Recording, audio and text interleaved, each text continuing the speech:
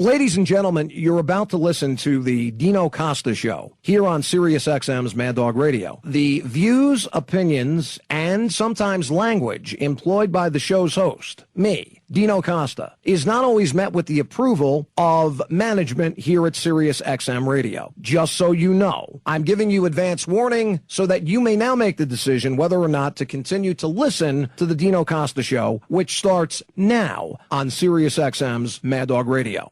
Dino Costa. You're unhappy with the state of affairs, whether it's in sports or whether it's in politics or whether it's in your, things in your town, in your community, your family, whatever. But you're afraid to stand up and draw a line in the sand and speak your mind for what you know, not what you think.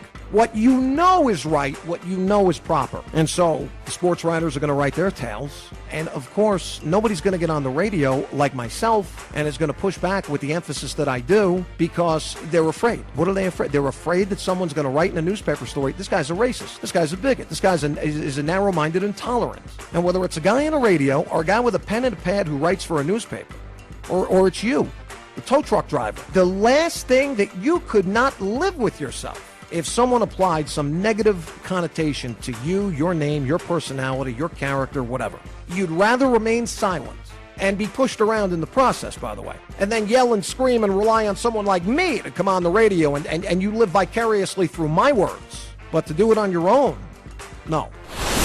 You want me to tell you that no player is deserving of enshrinement in Cooperstown who played that evil position? 10-man baseball is just not getting it done for me. It never has, it never will. To call the designated hitter an actual position, in my way of thinking, is an insult to the game itself. You a baseball player? Yeah. What position? I'm a designated hitter. What? And I'll tell you this, that if I grew up in the Bay Area, I'd have been an Athletics fan. I would not have been a Giants fan. I'd have been an Athletics fan. Same way as if I'd grown up in Chicago, I'd have been a fan of the team on the South Side, not the North Side. If I'd grown up in the Chicagoland area, Dino Costa would have been a Chicago White Sox fan, is what he would have been. Same way as if I'd grown up in the greater Los Angeles area, I'd have been an Angels fan. You may want to also throw in that if I'd been born in Los Angeles, I'd have been a Clippers fan, not a Lakers fan. I mean, I love how these media types like to point out that Johnny Manziel either has an image problem or Johnny Manziel is on his way to developing an image problem that he needs to somehow rein it in. Johnny Manziel does. Give me a break, will you please? Give me a humongous break. I mean, what are you going to do? You're going to throw the conduct unbecoming the youngest ever Heisman Trophy winner card at me? Save it. Save it. This is the world we live in, where we're roasting and toasting and broiling over the very people that are seeking to protect our homes and property and the very lives of the people that live there. Maybe in your world, not in mine. Never in mine. I don't give a fuck who told me to stay in my car. I think I finally got one of these motherfuckers that's been jacking up my neighborhood and taking other people's property, my property, and putting our lives in danger, and you think I'm going to sit in my fucking car? Fuck you. Fuck you. That ain't happening. I ain't built that way. It ain't in my DNA. It's in your DNA? Fine. I say you're a coward. Chris in Shreveport, Louisiana to start it off. Hi, Chris. Welcome to the show. Hey, brother. Hi. All I can do is say thank you. Brother, you've got a follower. If my neighborhood was being jacked up left and right by burglaries, break-ins, and stuff like that, and some guy was looking out for me and said, you know what, no, I'm not going to stay in the car. I'm sick of this bullshit. If I can find this guy, I'm going to find him, and I'm going to ID him because, you know what, we're tired of being robbed. We're tired of living in fear. We're tired of having our stuff stolen, and I'm going to do my best as a concerned citizen to look out for the rest of my citizenry that lives in and around this neighborhood. I'd buy that guy a dinner, a cigar, and whatever drink he wanted. Memo to Victor Cruz. Apology not accepted. Victor Cruz tweets that the hood is going to come after George Zimmerman and kill him. You got 2 cents in your head. The fact that you're making the money that you are is disgusting to me, especially in light of what you tweeted over the weekend. You should be fined. You should be suspended. If I was the New York Giants, I'd terminate your contract in a second. Who said that sports and politics don't mix? What brain-dead dope was that among you that said sports and politics don't mix? Dino Costa is on your radio. Now. Dino Costa.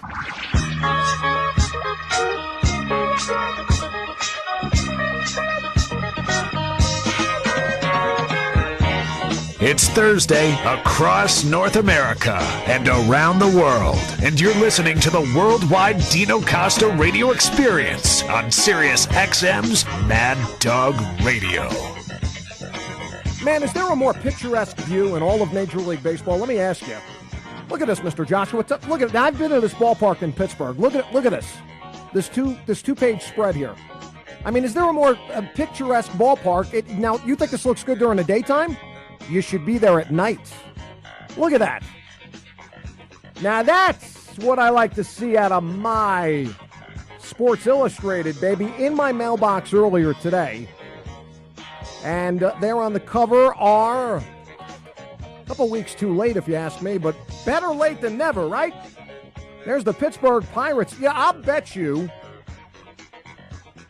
that Jason Grilli never in his wildest dreams ever thought he'd get to be on the cover of Sports Illustrated, and yet there, let me see this. There he is in his Pirates road gray uniform trimmed in black and gold.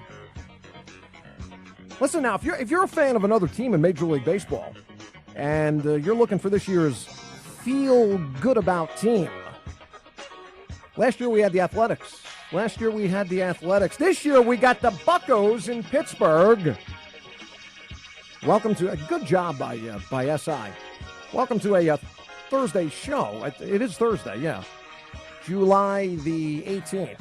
It is the fourth of five award-winning and blockbuster endeavors here and now on Sirius XM Sports Radio Channel 86. I am with you until 8 p.m. Is it 8 o'clock, Kaplan, on the West Coast? It is. Just wanted to make sure. I thought, we've been... Because next week, did you get the missive from our program director, Steve Torrey? We're starting early next week. Yeah, I saw that.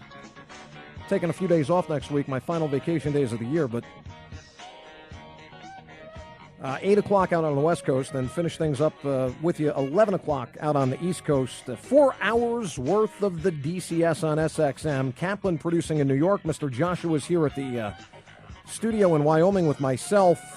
Have the holier-than-thou, white and pale-faced, mostly overweight and pudgy, stultified sports writers across America. You know who you are.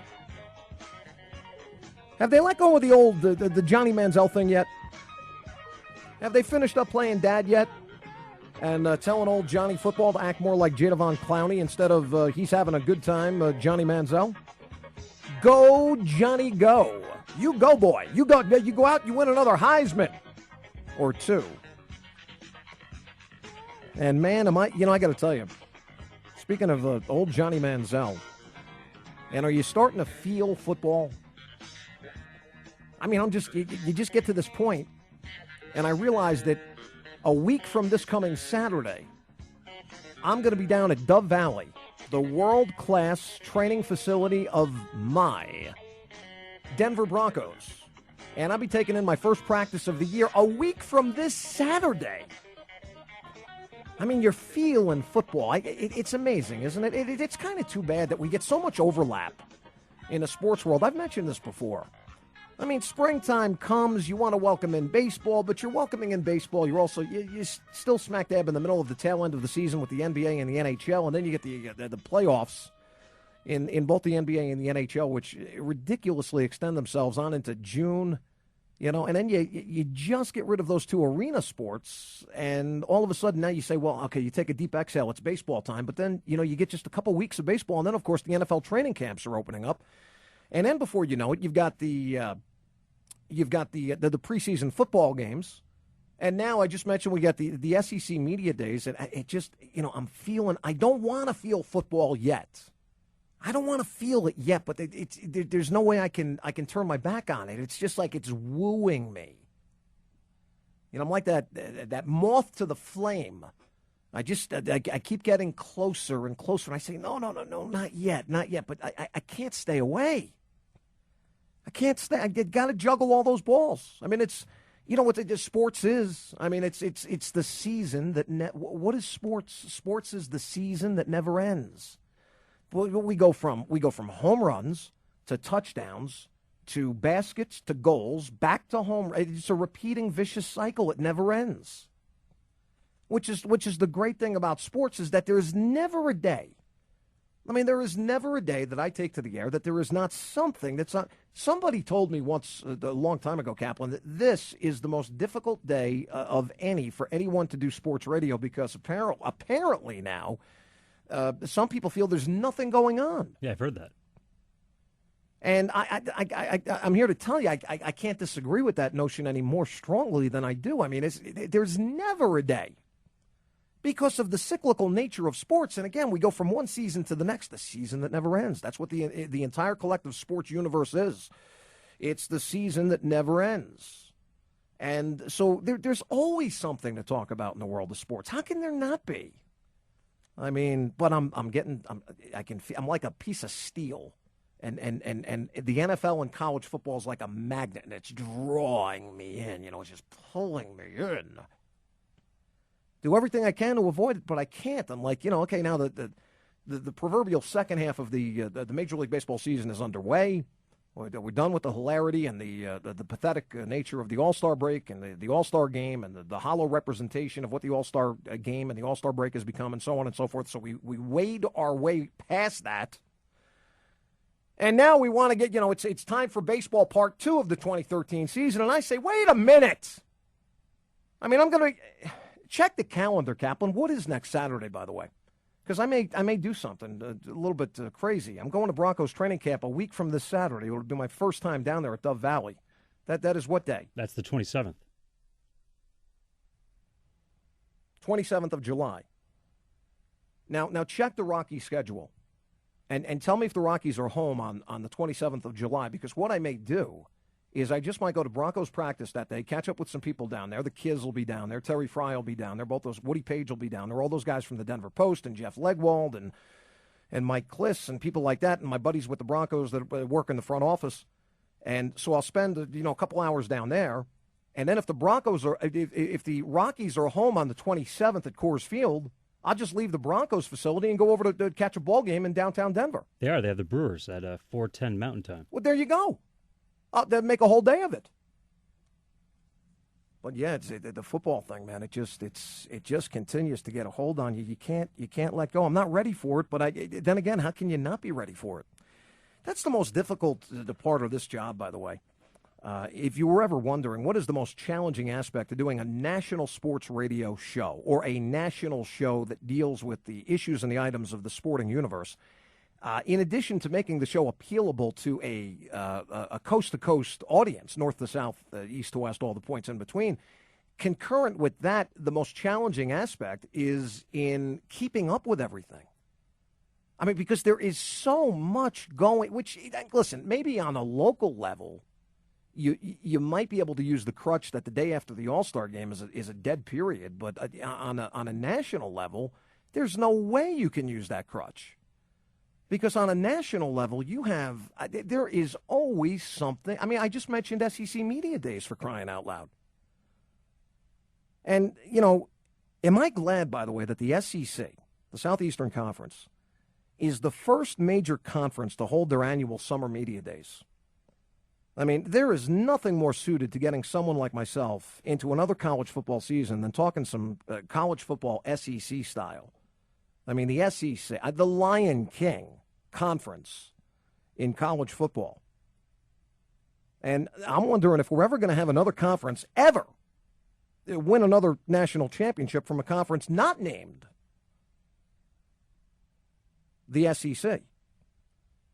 And the last couple of days I've been, perusing around, reading all the newspapers and keeping up to date. I was on the SEC website last night. I watched about, I don't know, maybe they had, the SEC does a great job on their website with these media days. They put up all of the videos, 3, 4, 5-minute segments of all the coaches and many of the players that attend SEC media days. And I spent a good portion of last night watching about, I would say, an hour worth of videos collectively with all of the videos that are up there on the SEC website. And have you seen, by the way, Alabama's schedule this year?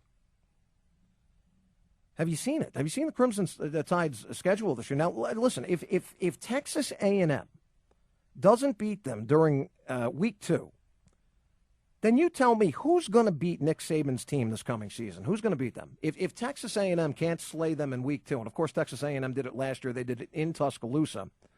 In a season, by the way, I mentioned yesterday and last night on the show, in a season in which nobody saw Texas A&M coming. But as you project ahead to this season, I was looking at that week 2 encounter with old Johnny Football, America's modern-day Joe Namath, by the way. That encounter with Texas A&M is by far, in my way of thinking, is Alabama's toughest game. Well, I'll tell you this, it's their toughest game on the road, there's no question about it. And I'll tell you what, even though I'm going to be rooting for for A&M, I should say, in that game, again, you're talking about a team that came out of the dark last year in A&M and Johnny Football who just burst upon the scene. But I've really got serious doubts and reservations as to Kevin Sumlin's team beating the Tide that day in week 2 of this season. And when you're Alabama, I mentioned before their schedule, listen, when you have Colorado State at home, when you have rebuilding teams in Arkansas and Tennessee coming to Tuscaloosa this season, when you go play at Kentucky, you go play at Ole Miss, and you close the season with Auburn, another rebuilding football team, by the way. On the surface, I mean, I look at this Crimson Tide schedule, the Tide right now, and again, I don't normally like to do this. You don't like to project. There's variables that come up throughout the season. Who knows? Maybe Alabama runs into a kid this year like they did in Johnny Manziel last year, comes out of the dark. You never saw him coming, and all of a sudden upsets everything. That's what happened last year, and despite the loss and the close call in the SEC championship game against Georgia, the Tide went on to win again. But, on the surface, I mean, if you just want to look at the schedule and you like to assume a few things here and there, the Tide reasonably have 12-0 written all over them in the regular season, assuming, that is, that Les Miles and LSU are not going to be able to upset the apple cart in week 9, a game that's going to be in Tuscaloosa as well. And again, I don't like to project too far ahead. It's not something that I'm prone to do, but I feel, you go by feeling sometimes, instinctual gut feeling, and I feel, I get the feeling already that maybe it's an Alabama-Ohio State national championship game, potentially. Potentially. Again, I'm not saying that's going to be the case. I mean, I'm more certain that the New York Jets are going to lose their first 9 games of the season. Rex Ryan will be fired midstream this season. The Jets are going to finish with the worst record in the NFL this season and gain the number 1 pick in the 2014 NFL draft. I discussed that the other day. I feel more certain about that than I would if someone asked me, do you really think Alabama and the Buckeyes of Ohio State are going to meet in the national championship game potentially? But you look at that Tide schedule, they avoid South Carolina, right? Who they just might meet, by the way. Tide might meet South Carolina in an SEC championship game scenario in Atlanta. The Tide avoid Georgia, who they might meet again for the second consecutive year in a potential SEC championship game in Atlanta. They avoid Florida. I'm just looking down at their schedule right now. So what did I say? They avoid South Carolina. They avoid Georgia. Alabama avoids Florida. I mean, they get by A&M on the road in that week 2 game and roll Tide, roll. They may roll all the way to yet another title game and might do something that no collegiate team has ever done, winning 3 straight consecutive national championships. But let me tell you what. You can talk, here I am talking SEC. You can talk SEC college football with me in February, in April, here in July, the day after the season ends. Doesn't matter to me. You bring up SEC football, and I'm in the mood any day of the week, any day, any month of the year. And SEC Media Days concluded today, and it's just, I wish they were kicking off the football tomorrow. And speaking of that schedule, by the way, that I just mentioned concerning Alabama, a lot to get to, by the way, on this show. With you till 11 o'clock Eastern Time and 8 o'clock out on the West Coast. I'll roll your phone calls in eventually. Get on board at 800. What is it, Kaplan? I forget the numbers. It's 888 Mad Dog 6. Is that right? Yes. 888. 888. Yeah, I was going to say, I forget the numbers every so often. 888-623-3646. That's it. I got it right. Okay. So we'll get to the calls eventually. But I was just mentioning that speaking of that schedule concerning Alabama, which some might consider to be light by comparison, for instance, to say that of maybe, I don't know, maybe the team that's down in Baton Rouge. LSU, anyone? And I noticed, by the way, that at today's SEC Media Day, and Les Miles was weighing in today about the very thing that I've been speaking about with Alabama, and that is the scheduling aspect. And I was watching and listening and was reading some things. And in the process of Les Miles talking about Alabama's schedule this year, he was subtly, if not directly, indicating that perhaps, maybe before a single football is kicked off this season, Miles seemed, if you ask me, Les Miles seemed to be indicating that maybe Alabama's less than, shall we say, beefy schedule just might have something to do with the Tide getting back to another championship game potentially. I mentioned that Alabama misses both Florida and Georgia this season, while LSU, on the other hand, as I look down at their schedule right now, does not avoid those two teams. They're going to play both Florida and Georgia. And, listen, both the Gators and the Bulldogs are on LSU's schedule. And if anyone missed it from last year, if you remember, Florida and Georgia were terrific against the SEC last year. In fact, hold on a second here. Wait 1 second here. I just want to check something because I know my memory, Kaplan, is not going.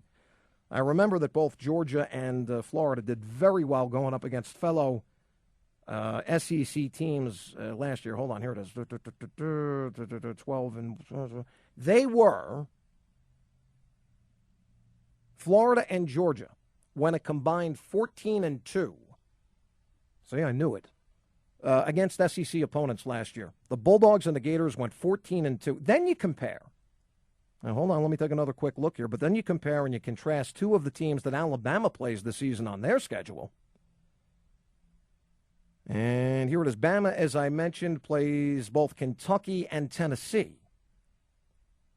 And hold on now. These are two teams, Kentucky and Tennessee, that went a collective, is that right? 1-15. Let me reiterate that. You get the Gators and the Bulldogs on LSU schedule. Both of those teams, Florida and Georgia, won a combined 14-2 against SEC opponents last year. And then you contrast two of the teams that Alabama plays this season on their schedule as they avoid Florida, they avoid Georgia, but they do play Kentucky and they do play Tennessee. And these are two teams that went a collective 1-15 in conference play last season.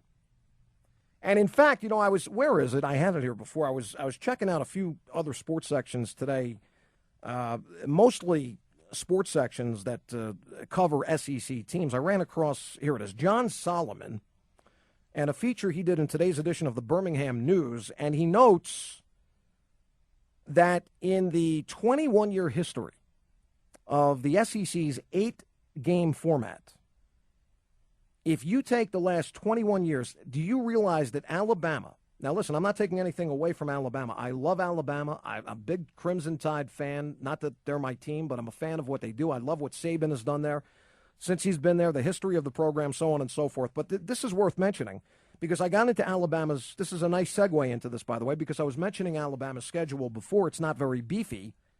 Les Miles was mentioning scheduling today. And Alabama, according to the story that was done in today's Birmingham News sports section by a writer by the name of John Solomon, in the last 21 years, in the 21-year history of the SEC's 8-game format, Alabama's got the third overall easiest combined schedule in conference play over the last 21 years of SEC play. Now, that's not something I would think that a Crimson Tide fan is going to pound their chest and brag about, but it's true. I mean, it's according to the research this guy John Solomon did, Alabama's got the third overall easiest combined schedule in conference over the 21-year history of the SEC. Auburn, according to this, now this is going to make Alabama fans crazy. Auburn, of course, is rebuilding with Gus Malzahn. According to the story in the Birmingham News, and the same story historically throughout the last 21 years of SEC play, while Alabama's got the third easiest schedule over the last 21 years, Auburn, according to the story, has the second most difficult schedule over the last 21 years of SEC play. The easiest schedule over the 21-year history of the league belongs to Florida, the Gators, according to the story, while the most difficult schedule of any team in the SEC over the last 21 years belongs to the Vanderbilt Commodores. So some interesting factoids out of the story I was reading. What else here can I tell you? Florida, according to the writer, has played the easiest schedule since 1992, with its opponents owning a .469 SEC winning percentage over those years. Vanderbilt, I just mentioned them, which naturally can't enjoy the benefits of playing itself, has faced the hardest schedule. Auburn's got the second toughest schedule. Arkansas's got the third toughest schedule. I was watching Brett Bielema last night as well, as he was talking about taking over first year at Arkansas. What else here? Last year, Alabama and Georgia. Other findings here. Last year, Alabama and Georgia played the first SEC championship game in which both participants avoided the top three teams from the opposite division. How about that? The opponents for Alabama and Georgia had a combined. This is amazing. So you get Alabama, you get Georgia in the SEC title game last year. Could be a repeat this year before we're all said and done. And each of those teams last year avoided the top three teams from the opposite division. The opponents for both Alabama and Georgia last year each had a combined .375 SEC winning percentage, which was tied for the third easiest schedules ever by SEC division winners. And one more factoid before I move on here, off of the SEC. Man, I tell you, I get into the SEC. I'm getting closer to college football and then NFL football. It's like an addictive thing, man. It's like a narcotic. All these sports are. But since 1992, Alabama has played more games against Vanderbilt, 14 of them, than both Florida and Georgia combined. Think about that. It says here that Auburn, which plays Georgia annually and used to have an annual series against Florida, has faced the Bulldogs and the Gators a total of 35 times since 1992. A little college football SEC style for you on this Thursday show. And by the way, is Gerberg in the studio with you today? Yes. I forgot to mention Aaron Gerberg in the studio in New York, along with the Kaplan. Gerberg is essential to the projection and the implementation of the show on a Thursday across North America and around the world. And by the way, just something I didn't mention yesterday, and sticking with college football and college sports, and you know how I feel about college sports. There ain't nothing about college sports that can be considered to be amateur, which is why I've been a big proponent over the years of doing away with the system of having all this free labor and having all these colleges and these universities reap millions and billions of dollars in every which way. And those that are putting the money into the pockets of the universities and the colleges and the athletic directors and the school presidents and the coaches and so on and so forth, they get nothing. And it's high time that the system is, as you've heard me say many times before here, it's high time that the system is scrapped. And I do believe that major change is coming within the next 5 to 7 years in the world of what is currently described as amateur collegiate sports, both, and I'm talking about the revenue-driving sports specifically. I give a rat's ass about volleyball players, the golf team, the track team, the swim team. I don't care. The soccer team. I'm talking about the two sports, one sport which pays all the bills, of course, which is football, and the other sport, basketball. I'm talking about the two money-generating sports that allow all sports departments in all colleges and in all universities to prosper in the first place, and that's college football and college basketball. And I've noted previously on the show a few times that the federal antitrust lawsuit, which was filed by former UCLA basketball star Ed O'Bannon against the NCAA, and of course, to remind you, this is a lawsuit that argues in part that O'Bannon and the fellow plaintiffs that have joined in this lawsuit are entitled to share in the millions of dollars in revenue that the NCAA earns from video games and other assorted associated products that use their names, their images, their likeness, so on and so forth. Why shouldn't they be compensated for this? I mean, Johnny Manziel's name has been bandied about of late, and you know how I feel about it. Get off the kid's back, will you please? When he starts breaking laws every other day, when he starts texting terrorist threats like a Victor Cruz, when he starts texting and tweeting like Roddy White that the jurors in the Zimmerman case should go home and kill themselves, when old Johnny Football's doing that, boy, these sports writers are so damn. I've got no tolerance. They're such contradictory pricks. On so many levels, they are. I mean, it's like shooting fish in a barrel. It's easy to go after 20-year-old white Johnny Manziel. Let's go after him. And then consider what Johnny Manziel's done, which is nothing. To have the criticism leveled at him. These dopey, dumbass sports writers really need to rein it in, man. You want to go after athletes that deserve to be gotten after. I'll line up about 1 million names before you ever get around to old Johnny Football. Leave Johnny Football. Get off Johnny's back, damn it.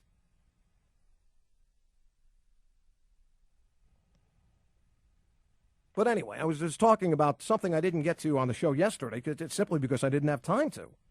What with everything else I got into during the show yesterday. But did you see that the NCAA and what is EA Sports? What is that, Electronic Arts, Kaplan? Is that what that stands for? Yeah, it is.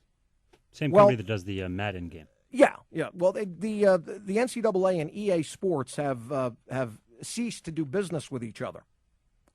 For those of you who may not have heard this, and if anyone thinks that this does not have an attachment, and a significant one, in fact, it is the attachment. The reason that the NCAA has severed ties with EA Sports, at least for the time being, has everything to do. I do mean everything to do with the ongoing federal antitrust lawsuit filed by Ed O'Bannon, which, of course, seeks to get royalties from the NCAA. So, and, listen, what does this do? Does this help the NCAA? To me, it's very transparent. I mean, to me, this move by the NCAA, let me ask you something. If the NCAA felt that they were not in the wrong, or if the NCAA felt with their legal team that, you know what, it's going to be business as usual. We feel not only do we feel confident, we feel by virtue of us extending our contract with EA Sports to continue to do college sports video games, we feel supremely confident that our position is more than strong and defensible, and we will win in any kind of a protracted legal case. But that's not what they did.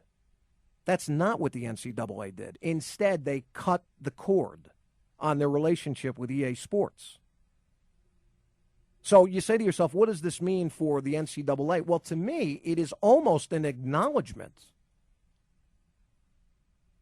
It is almost conceding, in a way, if not full defeat, then partial defeat, or certainly it can be argued that there is culpability here that the NCAA is very aware that it is guilty of and taking part in. So what does this do? I mean, they're not going forward with any current NCAA Division I football players or any NCAA Division I, II, III, NAIA. No college football players will appear anymore. They might, EA Sports might have some sort of fictitious college football thing with fictitious college names and universities and things like that, but it is not going to be authentic anymore.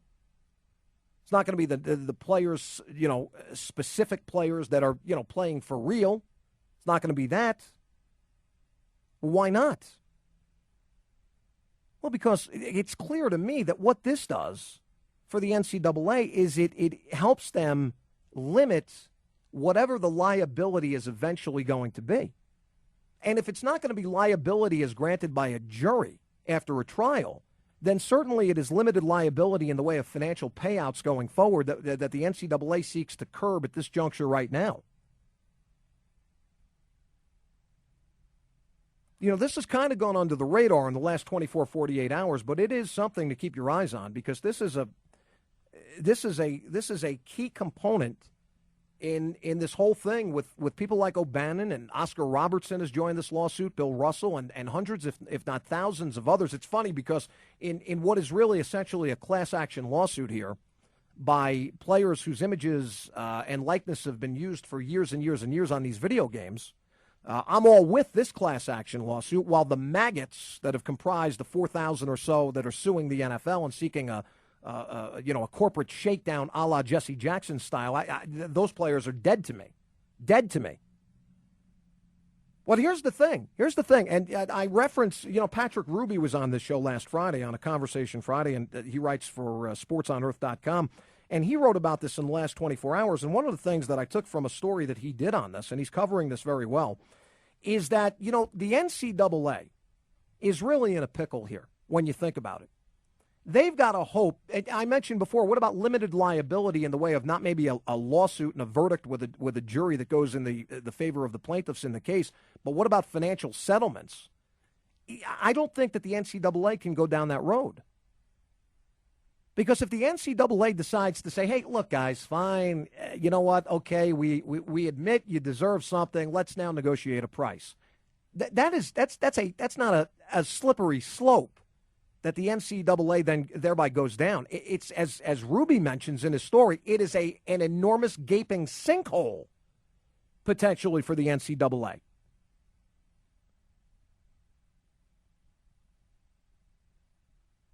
Ruby in his story kind of asked questions that he then answered, questions that might be on the mind of those who are reading the story. So he says, fine, so why not give those players a cut of future video game revenue?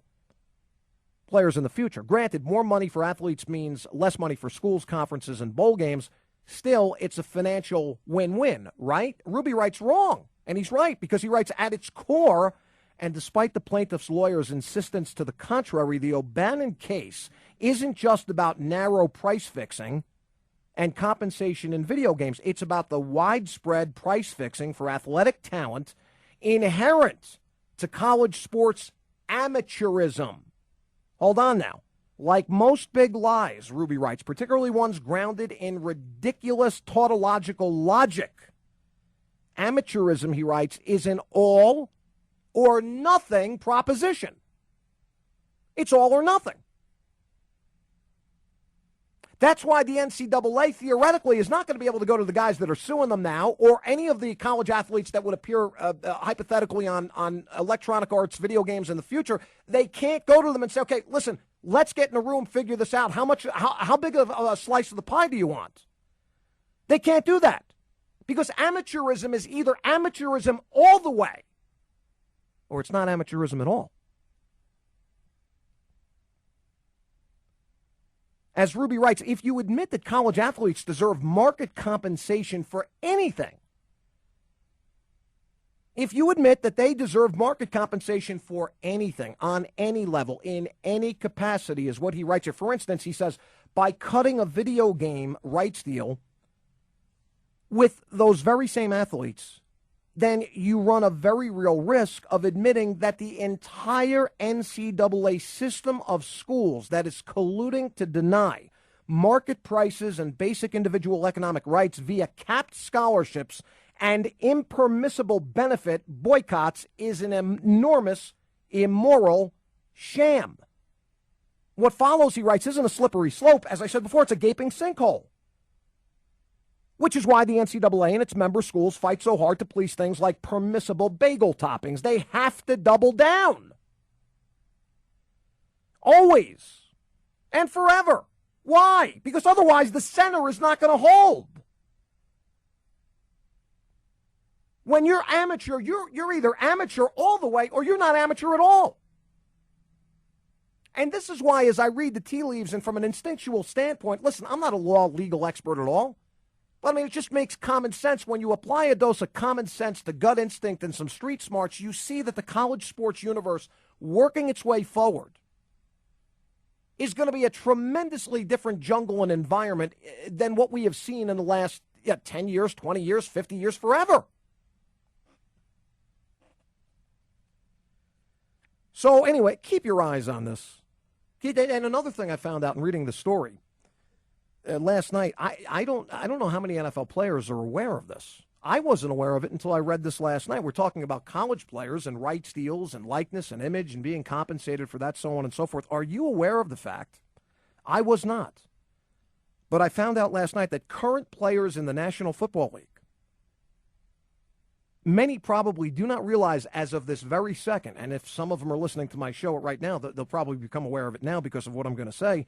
What I unearthed in some of my investigative reading last night is that the NFL Players Association Executive Director DeMaurice Smith and the General Counsel to the players, Tom DePasso, do you realize that in the last CBA, which, of course, we're in the midst of a 10-year deal, which was consummated and commenced in 2011, Do you realize that these guys, DePasso, the general counsel for the NFLPA, and DeMaurice Smith, the executive director of the NFLPA, do you realize that they gave away all player image rights?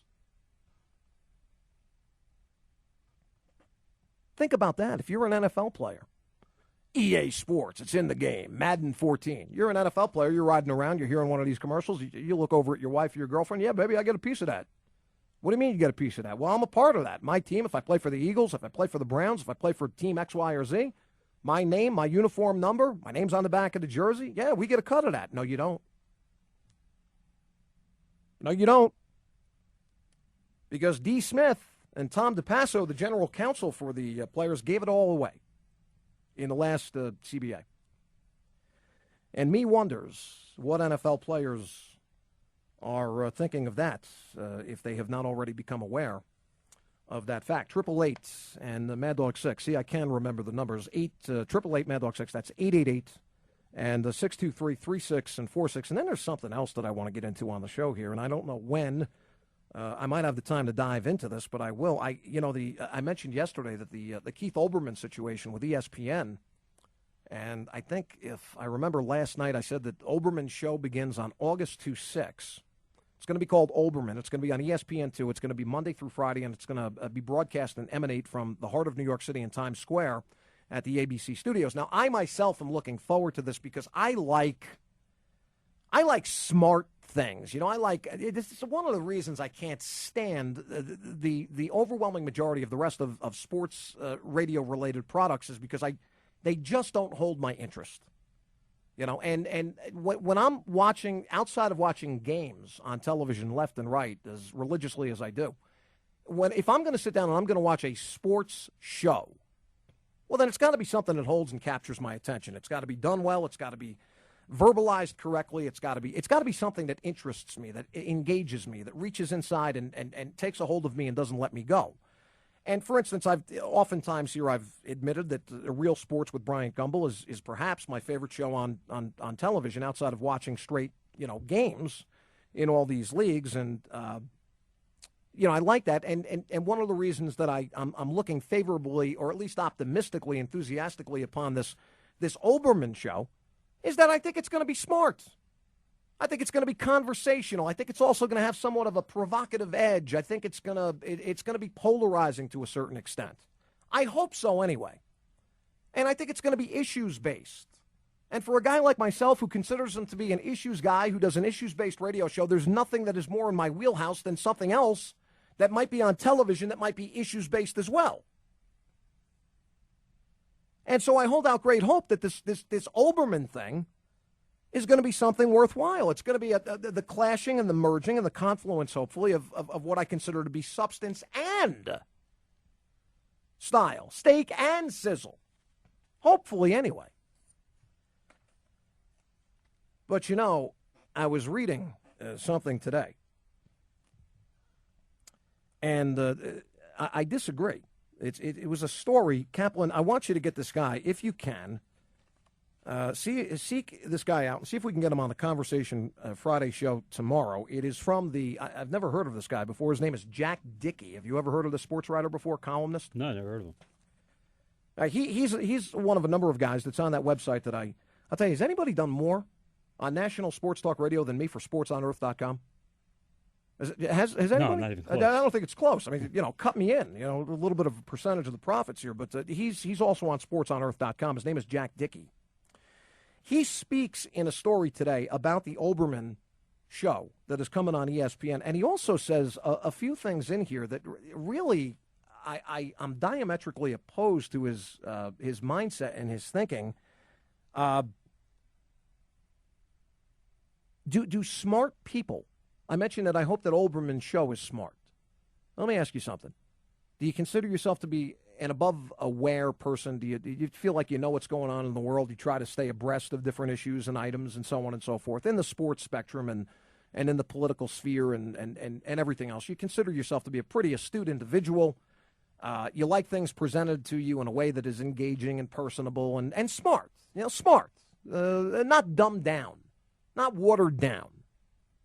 which it really is a description for 99.99 of the rest of the sports talk radio world, as far as I'm concerned. I can't listen to it. I don't have any time for it. It's below my IQ level. I don't care if you feel like I sound pompous and arrogantly so when I say that. Doesn't matter to me. Different strokes for different folks. Listen, it's a very subjective thing. You like other kinds of sports radio, that's fine. I don't. I can't listen to it. I can't listen to a high-level political show where they syndicated heavyweight and then take the dive off the diving board all the way down here to listen to juvenile and infantile-minded sports talk hosts that are, yucking it up during the course of the day with the same old bullshit day after day after day after day. I don't have any time for that stuff. I demand more. If I'm going to give you my time, damn it, you better entertain and inform me. If you don't entertain and inform me and do it in a way that hits a chord within me and spurs brain molecules to start moving, then I've got no time for you. You're different. Listen, it's your prerogative to be so.